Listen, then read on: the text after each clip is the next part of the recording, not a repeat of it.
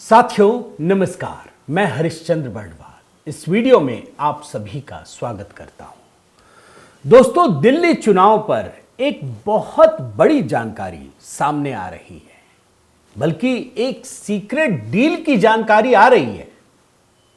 और आप हैरान हो जाएंगे दोस्तों कि जो लोग लोकतंत्र की बात करते हैं, जो लोग संविधान की बात करते हैं, वो दरअसल गुपचुप तरीके से लोकतंत्र की हत्या करने में लगे हुए हैं।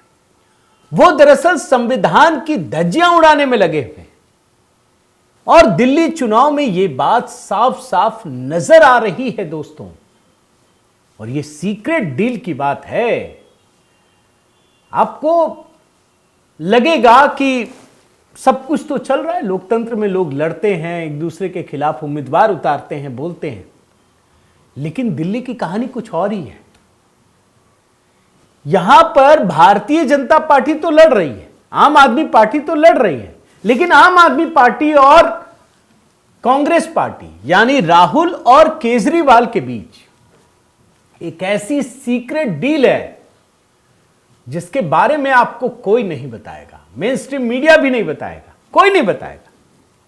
और यह सीक्रेट डील ऐसा है दोस्तों जिसमें मोदी को हराने की एक विशेष रणनीति तैयार की गई है। और आप हैरान हो जाएंगे यह देख करके कि यह सब चल क्या रहा है।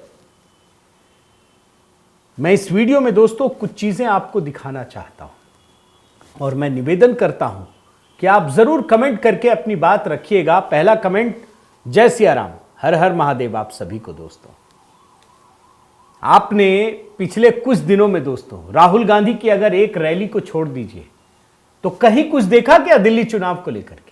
कुछ भी। अरे प्रधानमंत्री ने भी 2 जगह पे रैली भले ही किसी वजह से की कर दी।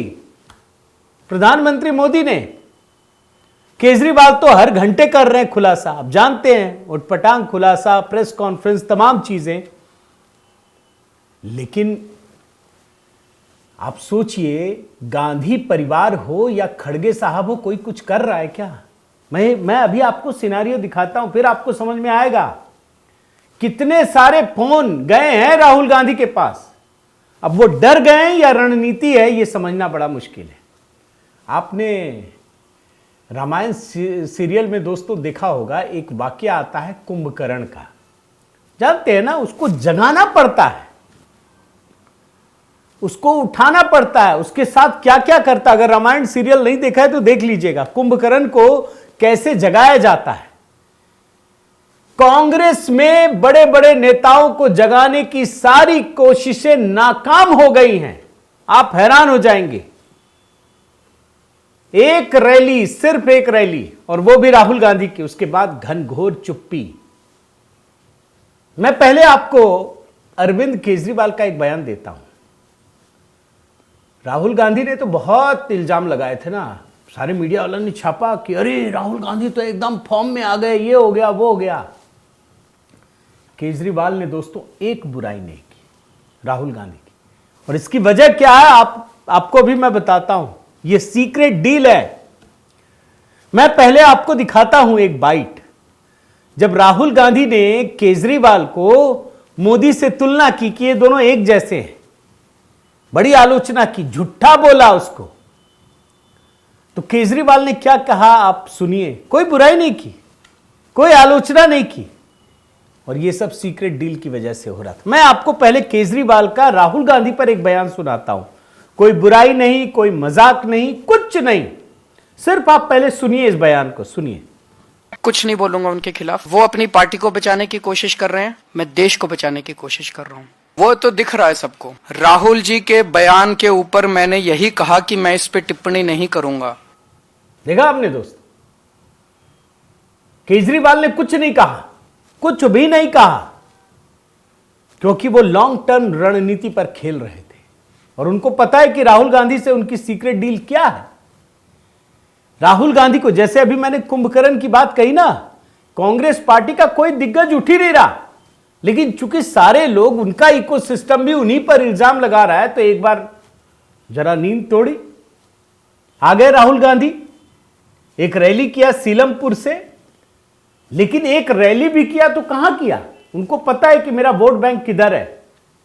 और राहुल गांधी ने 13 जनवरी को, आप सोचिए 3-4 दिन हो गए, 13 जनवरी को सीलमपुर में किया, जो मुस्लिम बहुल इलाका है।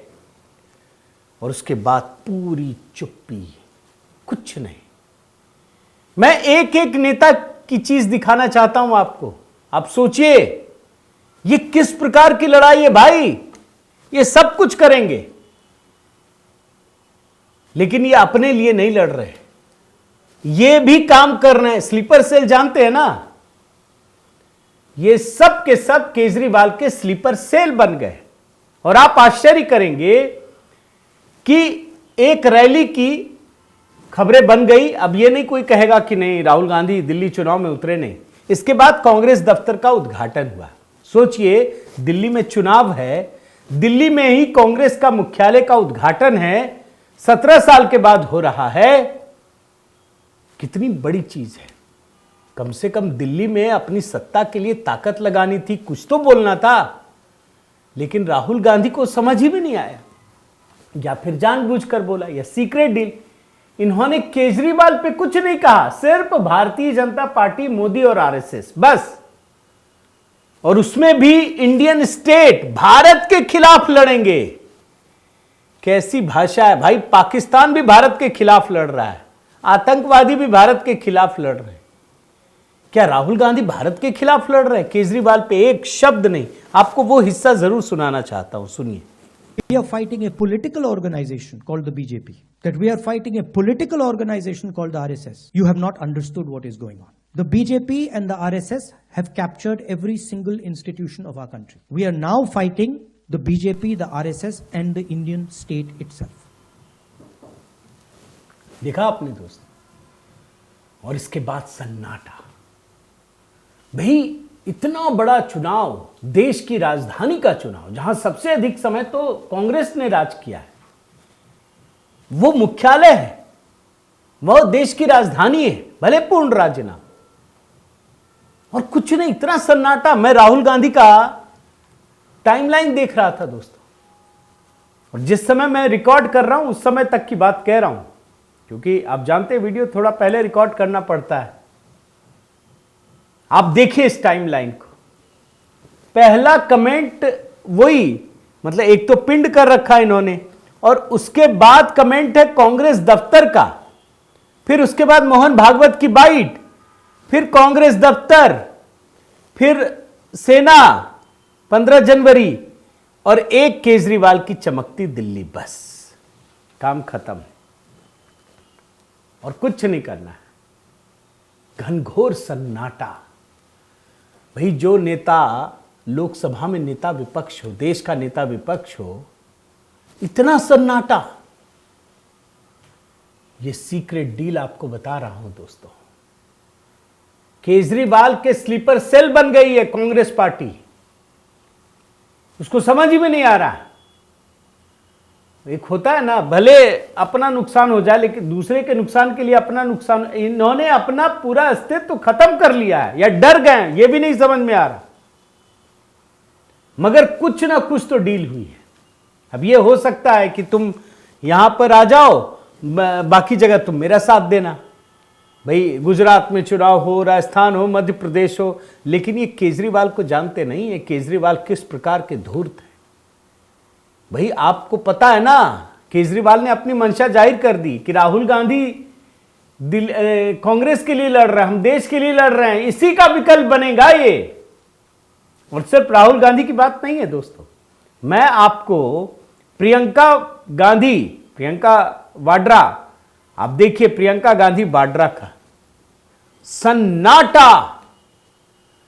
इतनी बड़ी नेता लोकसभा में चुनाव जीत कर आई हैं, पूरा सब कुछ इनके कंधों पर उत्तर प्रदेश की जिम्मेदारी ले चुकी है। इनको जगाने के लिए तो बिधुड़ी ने क्या क्या नहीं कह दिया भाई, क्या कहा आप भी जानते। रमेश बिधुड़ी साहब ने कमेंट ही नहीं किया कुछ भी, बस एक कि अरे वो नहीं बोलना चाहिए, बोलना चाहिए। सब बोल रहे हैं जाग जाओ, कांग्रेसी नहीं भाजपा वाले भी बोल रहे भाई लड़ो तो सही। ये बोलने को तैयार ही नहीं है, उतरने को ही तैयार नहीं। आप कोई भी चुनाव उतार लीजिए, हरियाणा उठाइए, आप हिमाचल प्रदेश उठाइए, कर्नाटक, तेलंगाना, सारे चुनाव उठा लीजिए, जहां भी जाइए। क्या प्रियंका गांधी नहीं पहुंची? हर जगह पहुंची। और यहां ये हाल, दिल्ली जहां आपका घर है, जहां आपका हेडक्वार्टर है, जिस जगह पे आपकी पार्टी ने सर्वाधिक वो किया। मैं खबर एक पढ़ रहा था दोस्तों, अब मैं ज्यादा आपको दिखाना नहीं चाहता। नवजोत सिंह सिद्धू, 5-6 दिन पुरानी खबर है, ये खबर छपी कि सिद्धू साहब आए हैं प्रियंका गांधी को कन्विंस करने की दिल्ली चुनाव में लड़ना है। फुस, गूगल में टाइप कर लीजिए दिल्ली चुनाव प्रियंका गांधी, दिल्ली चुनाव राहुल गांधी, कुछ नहीं मिलेगा, कुछ भी नहीं मिलेगा। और कांग्रेस के अध्यक्ष मल्लिकार्जुन खड़गे साहब बड़ा मोदी जी को चिंघाड़ रहे थे एकदम से, मोदी ये है, मोदी वो है। अरे आओ लड़ो भाई, कुछ तो करो। अरे मोदी को ही आपको कोसना है, दिल्ली चुनाव में खड़े तो हो जाओ। आप तो राष्ट्रीय अध्यक्ष हैं। सब तरफ सन्नाटा, कुछ नहीं। आप इनका पूरा टाइमलाइन खड़गे जी का भी देख लीजिए, कुछ नहीं मिलेगा दोस्तों, कुछ भी नहीं। एक तो पिंड कर दिया 15 जनवरी वाला, और उसके बाद आपको कुछ भी नहीं मिलेगा। आप देख लीजिए, पूरे खड़गे साहब का मैंने टटोल करके देख लिया। मतलब इनके लिए दिल्ली, जैसे कहते हैं ना, लॉस्ट डेकेड था मनमोहन सिंह का, 10 साल, ये लॉस्ट दिल्ली है। ये भूल गए कि दिल्ली भाई भारत का ही एक प्रदेश है, यहां भी हम चुनाव लड़ते हैं, उम्मीदवार खड़े हैं, सब अपने आप चल रहा है ऑटोमेटिक मोड में।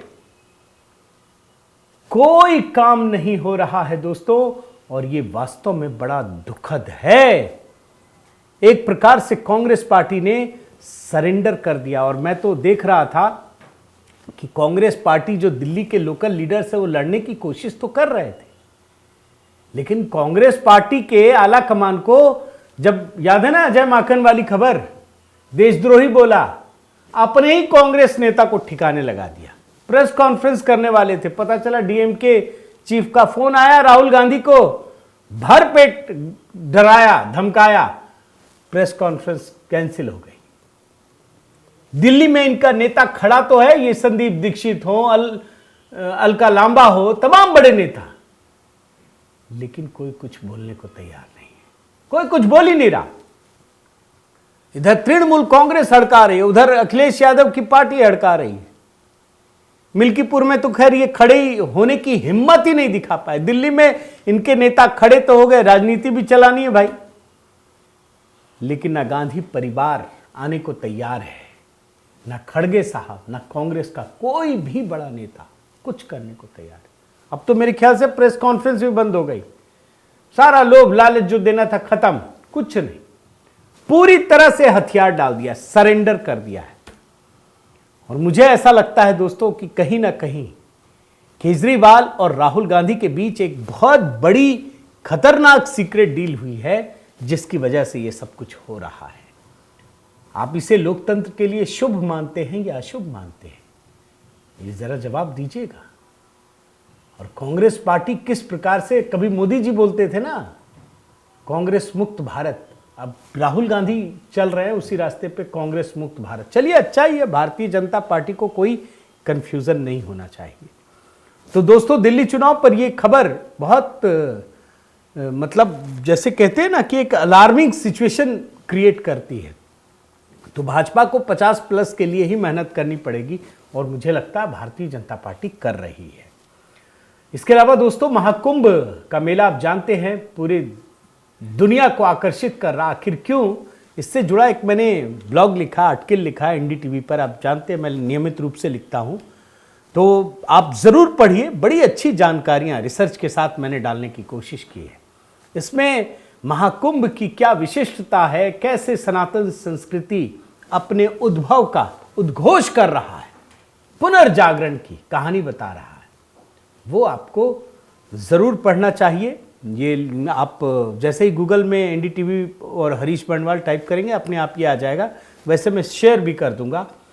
तो मुझे इजाज़त दीजिए दोस्तों, अपना प्रेम और स्नेह बनाए रखिए, कमेंट कीजिए, लाइक कीजिए, शेयर कीजिए। और हाँ, HB मेलोडी पर आज नहीं तो कल एक धमाकेदार गीत दिल्ली चुनाव पर अपलोड करूंगा। HB मेलोडी से भी जुड़े रहिएगा और अपना प्रेम और स्नेह बनाए रखिए। सभी नंबर आपके स्क्रीन पर हैं। अगर कोई भी किसी भी तरीके से जुड़ना चाहे, सहयोग करना चाहे तो स्वागत है। बहुत बहुत धन्यवाद। जय सिया राम।